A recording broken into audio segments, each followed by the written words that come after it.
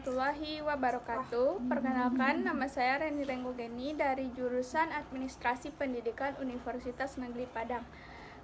Di sini tujuan saya membuat video ini yaitu untuk memenuhi tugas pada mata kuliah Kewirausahaan Administrasi Pendidikan. Jadi di sini kita akan membahas tentang pengembangan kewirausahaan. Yang pertama, kita akan membahas tentang ciri-ciri bagaimana kewirausahaan itu bisa berhasil. Yang pertama, memiliki visi dan misi yang jelas, serta mempunyai pandangan yang luas ke depannya. Kemudian proses itu dilaksanakan dalam bentuk rencana-rencana yang telah didesain sedemikian rupa. Yang kedua yaitu ciri-cirinya harus bekerja keras, tidak patah semangat, dan juga bertanggung jawab atas pekerjaan yang telah dilaksanakannya.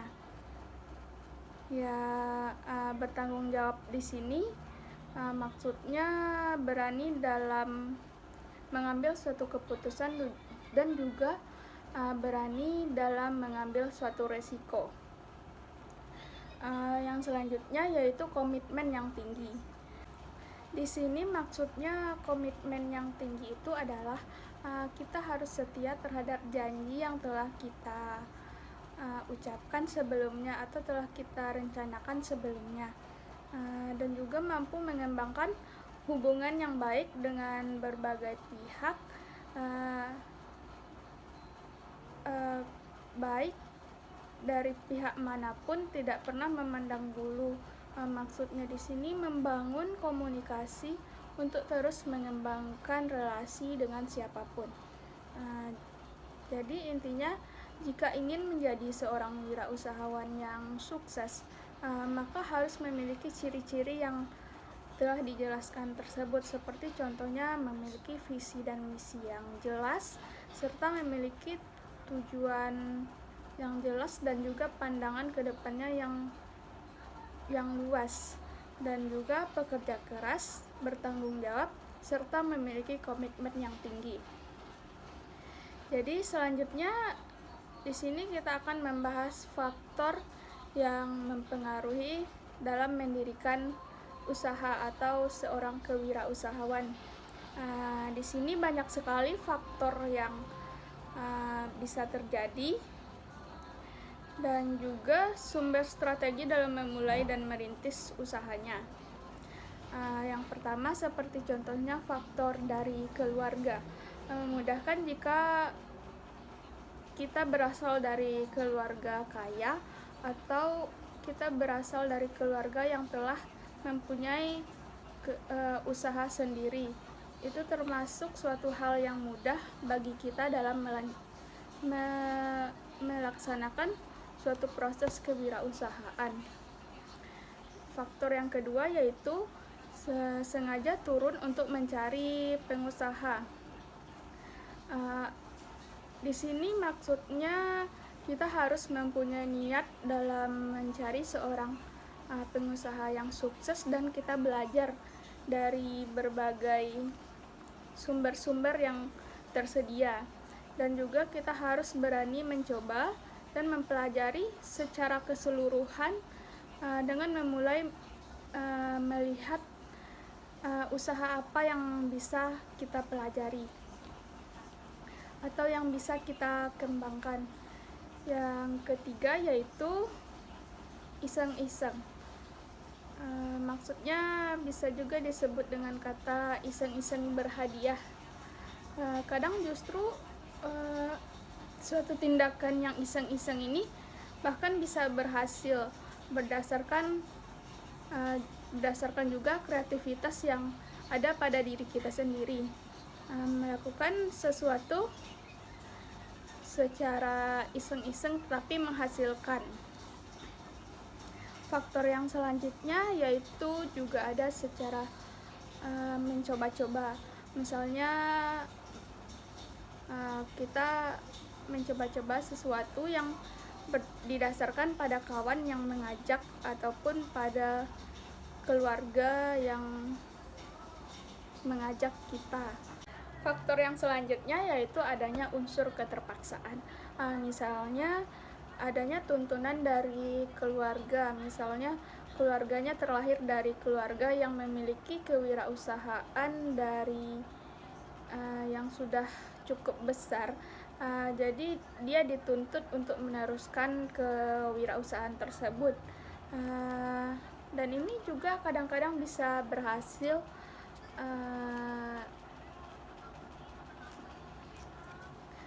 Mungkin itu faktor-faktor yang dapat mempengaruhi bagaimana cara memulai strategi dengan memulai atau merintis suatu usaha. Yang pertama yaitu bisa saja dari faktor keluarga, sengaja turun mencari seorang pengusaha untuk belajar apa saja yang dipelajari, apa saja yang akan dipahami.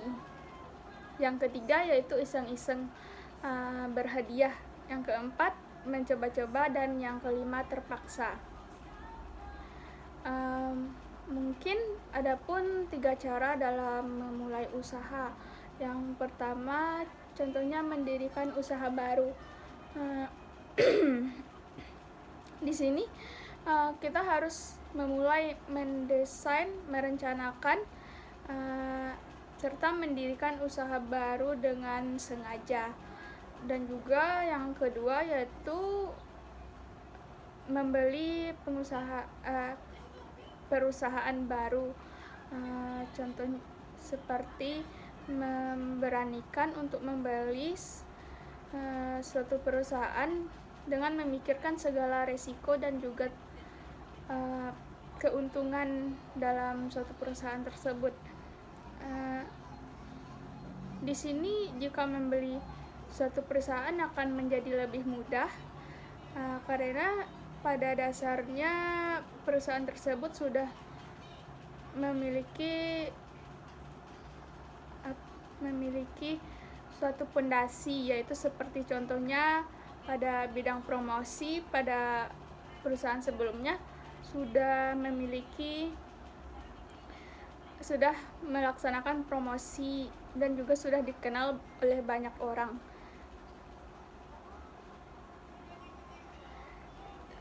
Nah, di sini juga dalam hal mencari karyawan juga tidak sulit karena pada karyawan sebelumnya sudah ada. Intinya di sini kita hanya tinggal menyiapkan modal agar bisa terlaksananya suatu perusahaan ini. Dan yang ketiga yaitu sistem kerja sama manajemen, atau memakai nama perusahaan lain yang sudah terkenal, atau bisa juga disebut dengan bekerja sama dengan suatu perusahaan yang sudah terkenal. Intinya di sini kita hanya menyiapkan uang saja. Seperti contohnya iklan pun akan dilaksanakan secara bersama. Adapun istilahnya yaitu franchise. Tidak menuntut untuk berpikir, hanya tinggal nilai modal saja yang untuk disiapkan. Nah, sebenarnya dalam jenis bidang usaha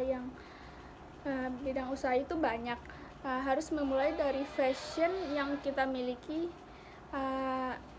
di bagaimana fashion yang kita miliki, misal contohnya dalam percetakan atau penjualan, ataupun masih banyak yang lainnya.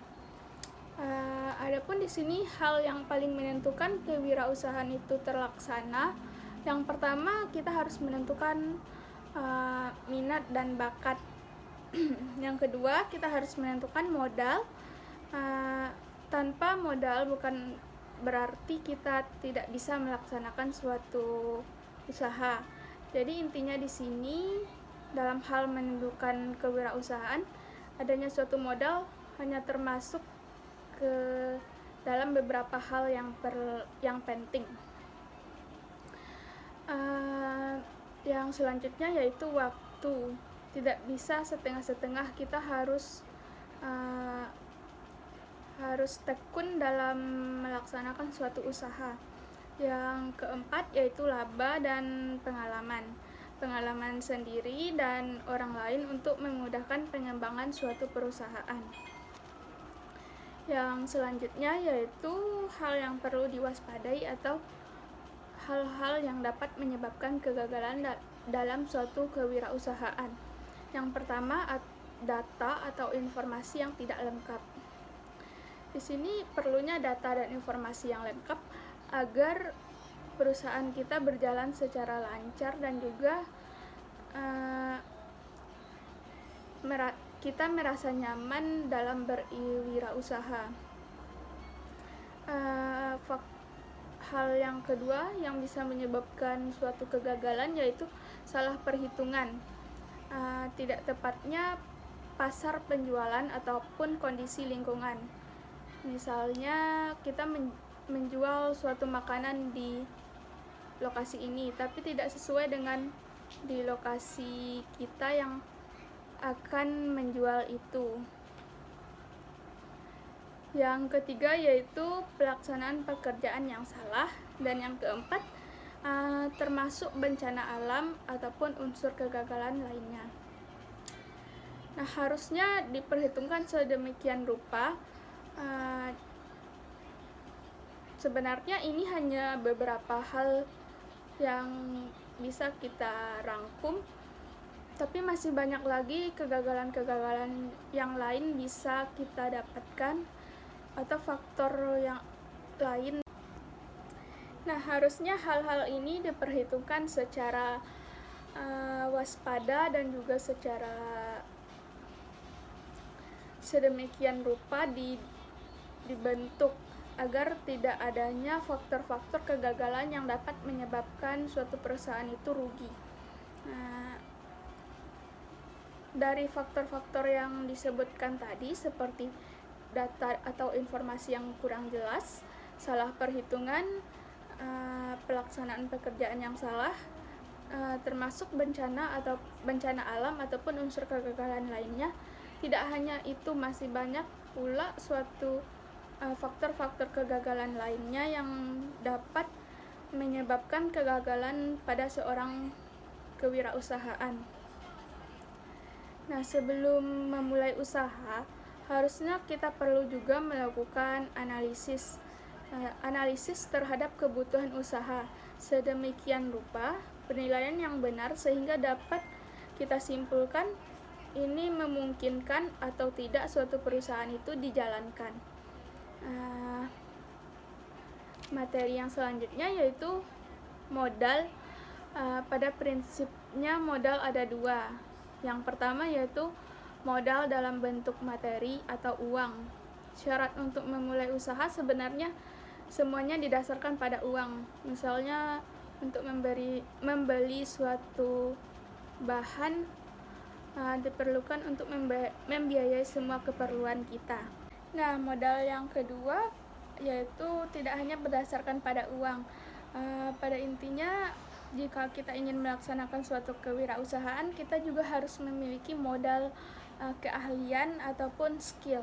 Carilah atau pelajari usaha-usaha yang memang ada di fashion kita sehingga kita semangat dan kita ikhlas dalam melaksanakan hal yang terkait dengan perusahaan itu.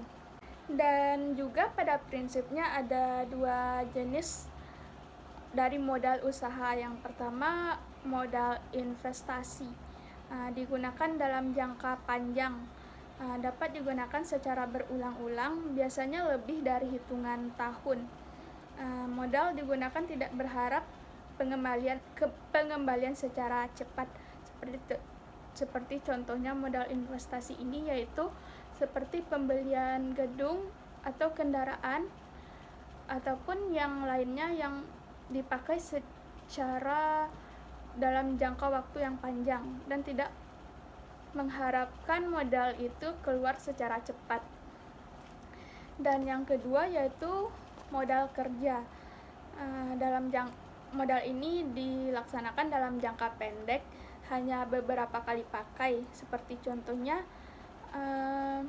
dalam konteks proses produksi. Hitungannya bisa saja per hari, per minggu, per bulan.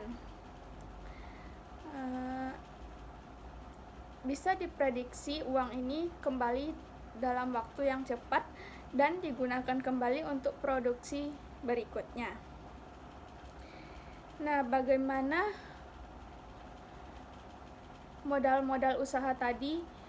Yang pertama, modal pada prinsipnya yaitu ada dua, modal dalam bentuk materi atau uang, dan yang kedua yaitu keahlian atau skill. Nah, pada prinsipnya juga ada dua jenis modal, yaitu modal investasi dalam jangka panjang dan juga modal kerja dalam jangka pendek. Nah, selanjutnya bagaimana sumber-sumber usaha atau sumber modal ini bisa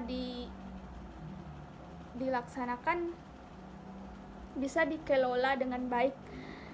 Yang pertama yaitu modal investasi, merupakan modal kerja dapat dicari dari berbagai sumber yang ada, mulai dari diri sendiri, keluarga, ataupun teman, dan juga bisa misalnya kita mengambil modal dari pinjaman bank ataupun yang lainnya. Yang kedua yaitu modal asing, dari luar perusahaan, atau pembiayaan dari suatu usaha yang diperoleh secara gabungan. Artinya di sini yaitu modal asing, yaitu modalnya berasal dari luar perusahaan atau di luar bisnis yang kita pelajari. Nah, adapun hal-hal yang perlu diperhatikan dalam memulai atau memperoleh modal usaha. Yang pertama, kita harus memperhatikan tujuan usaha yang ingin kita bangun, dan juga adanya masa atau waktu yang diperlukan. Harus sudah punya bayangan atau gambaran apa saja yang akan kita laksanakan ke depannya. Yang ketiga yaitu berapa besar biaya yang dikeluarkan secara sistematis, dan juga yang keempat, estimasi keuntungan yang akan kita peroleh sendiri. Nah, untuk melanjutkan atau untuk menjalankan kegiatan usaha diperlukan tempat ataupun lokasi usaha, tempat melayani suatu konsumen. Lokasi juga menentukan keberhasilan suatu perusahaan tersebut. Lokasi untuk misalnya seperti lokasi untuk menyimpan barang, ini diperlukan atau tidak. Jika diperlukan, bagaimana solusinya? Nah, adapun penentuan layout atau tata letak, mulai dari lokasi pemilihan tempat usaha, tempat parkir, ataupun unsur-unsur keindahan lainnya.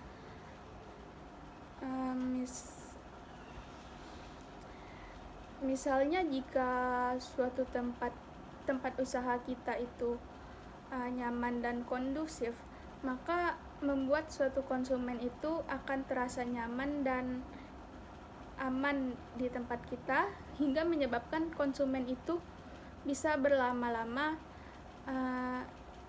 dan bisa menyebabkan dan bahkan bisa mendatangkan kembali konsumen tersebut.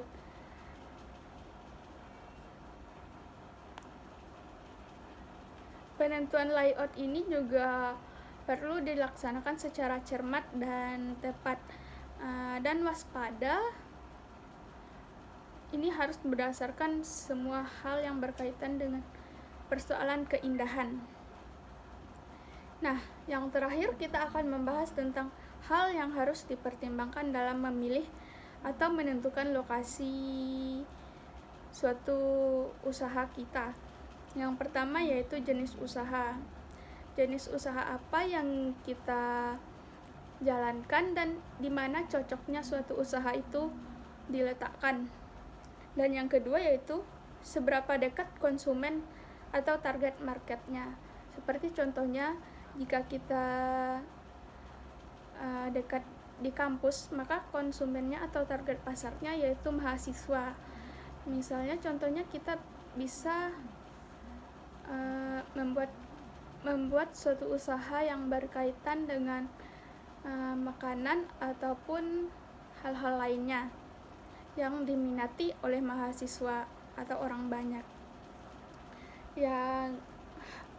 Hal yang selanjutnya yaitu yang harus diperhatikan dalam memilih atau menentukan suatu lokasi usaha yaitu ketersediaan tenaga kerja. Di sini maksudnya harus adanya nilai jual terhadap pekerja kita. Seperti contohnya jika kita mendirikan sebuah kafe, maka pekerjanya harus rapi, memiliki etika dan juga berpenampilan baik. Dan yang selanjutnya itu sarana dan prasarana. Mungkin sekian saja penyimpulan materi dari video yang telah saya lihat sebelumnya, yaitu dari video dari Pak Hanif, dosen administrasi pendidikan Universitas Negeri Padang. Mungkin sekian saja. Saya ucapkan terima kasih banyak dan Assalamualaikum warahmatullahi wabarakatuh.